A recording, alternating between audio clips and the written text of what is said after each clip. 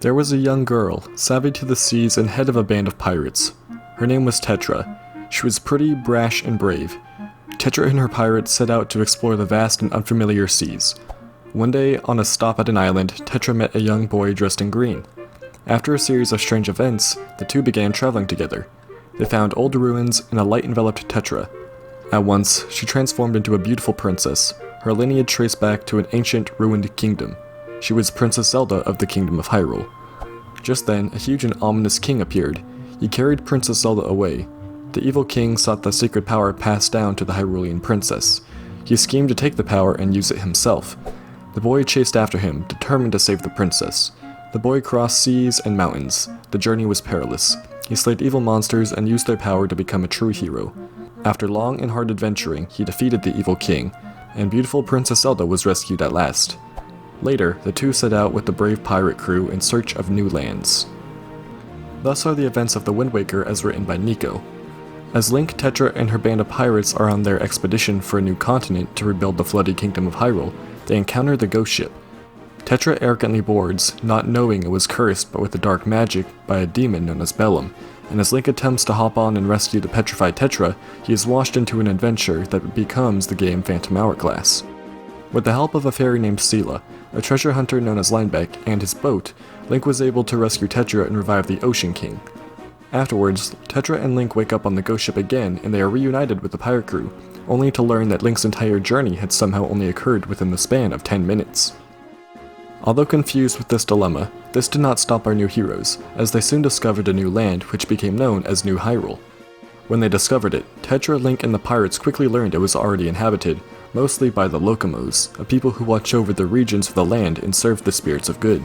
This is a fascinating addition to the lore of the series, but there are some details from the end of Phantom Hourglass through the founding of New Hyrule that just weren't made clear. At the end of Phantom Hourglass, the Ocean King is revived to his true form and tells Link and Tetra, "The ghost ship will no longer haunt your world. The time for you to return to your world is near." So based on this, we are supposed to believe that Link's entire adventure in Phantom Hourglass occurred in a parallel world to that of Hyrule's existence, and that they were returned afterwards.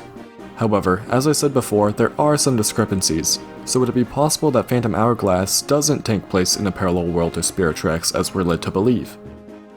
First of all, Beetle and his exact same shop ship from the Wind Waker appear in Phantom Hourglass.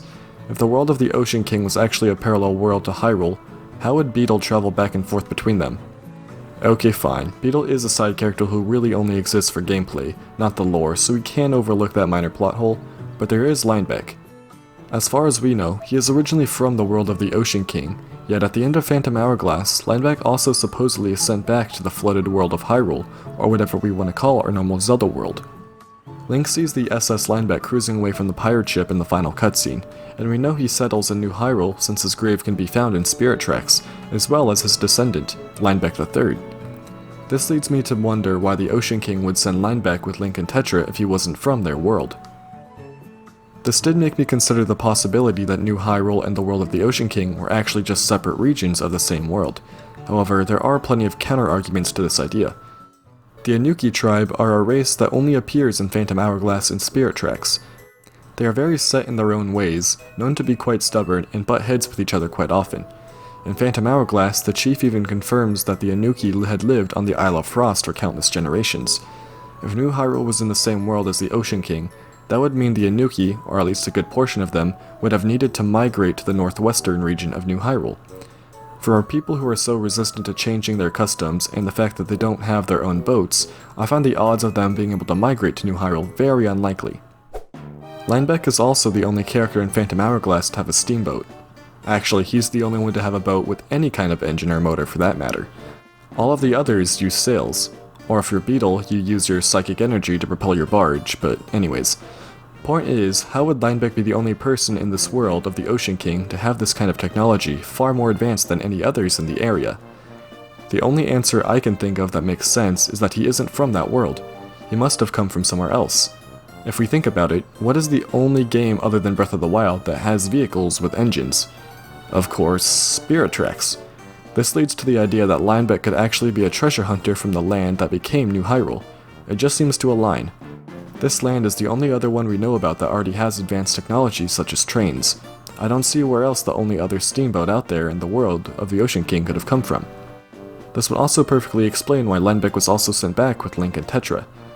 When Link sees Linebeck cruising away from their ship in the final cutscene of Phantom Hourglass, he could have been returning to his home continent and possibly have led Link, Tetra, and the pirates to the new land. So this proves what most of us already knew, that Phantom Hourglass must have existed in a parallel world, and that Linebeck was most likely from the land that became New Hyrule. Okay, so by this point you're probably all wondering why any of this is important to the lore, since this basically just proves something we already know. Well, there is one fairly important takeaway.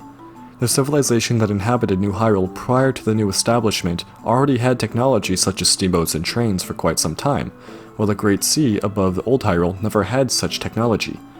So how did the indigenous people of New Hyrule, such as the Locomos, get this sort of technology? The legends say that the spirits of good created the spirit tracks and Tower of Spirits as a way to imprison the spirit of the Demon King known as Maladus.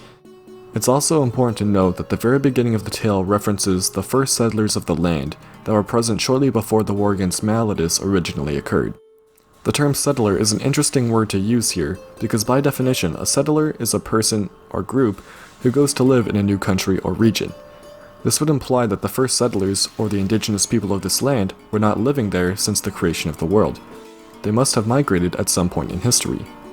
While it is true that Anjing the Locomo and the legends say that the spirit train, tracks, and tower were left by the spirits of good, this is where it gets interesting. The spirits of good are not said anywhere to be gods, and so little is actually known about them. All we know is that they were looked up to by the people, fought the war to steal Maladus, and led to the train technology stuff we see in the game.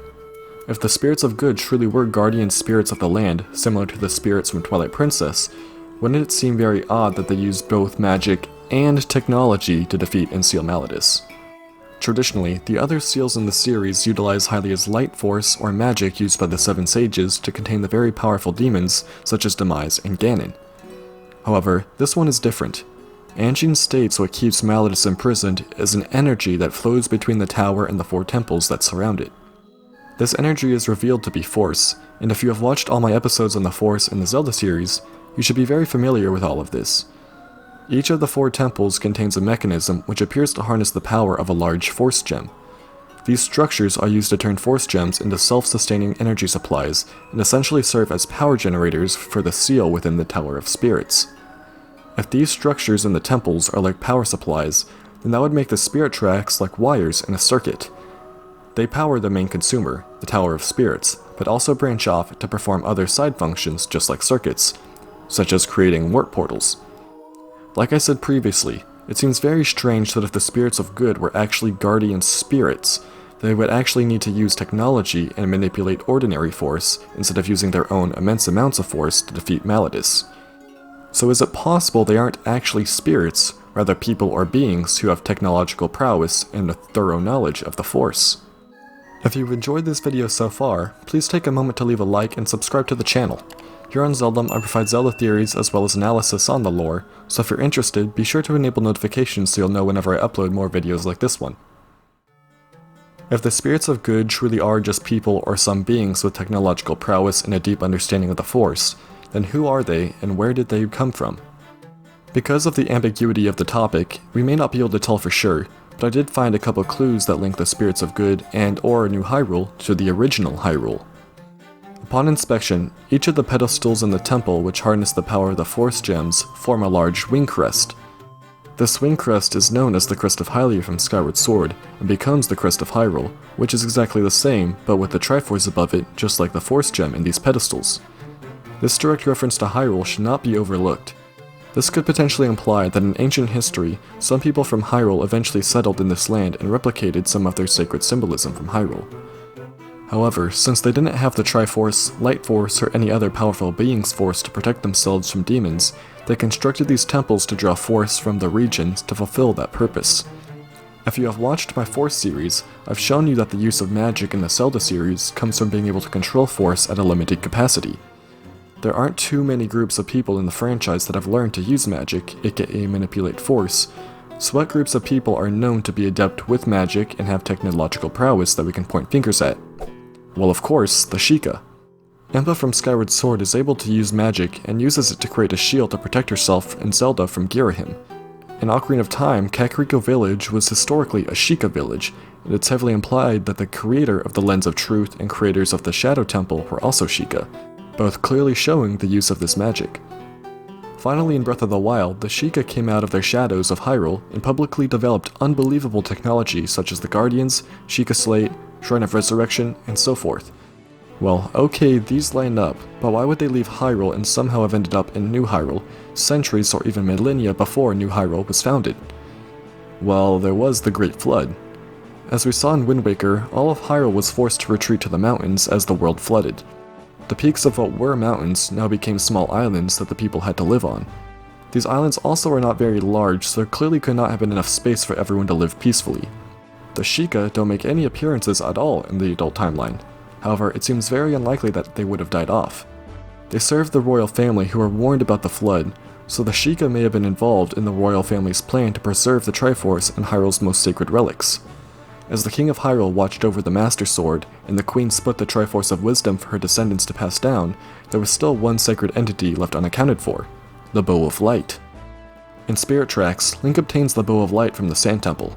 Throughout the series, this sacred weapon is almost always summoned by Zelda, so why in this case is this divine object that's closely associated with Princess Zelda hidden away for a hero to discover in the Sand Temple? This weapon could have been brought to this land by the Sheikah. But wait, didn't Link have light arrows in Wind Waker, which would debunk this idea immediately? He did, but no.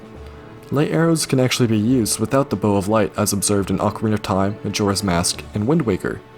The Bow of Light is its own entity and hasn't been seen in this timeline until Spirit Tracks, so at some point, the sacred Hyrulean weapon must have been brought over by someone. As the Sheikah were servants of the royal family and suspiciously disappeared after the flood, it seems feasible that they could have had the foresight to travel to a new land and preserve it until the time had come for the kingdom to rebuild itself. As I disclosed earlier, this is just one interpretation of these clues.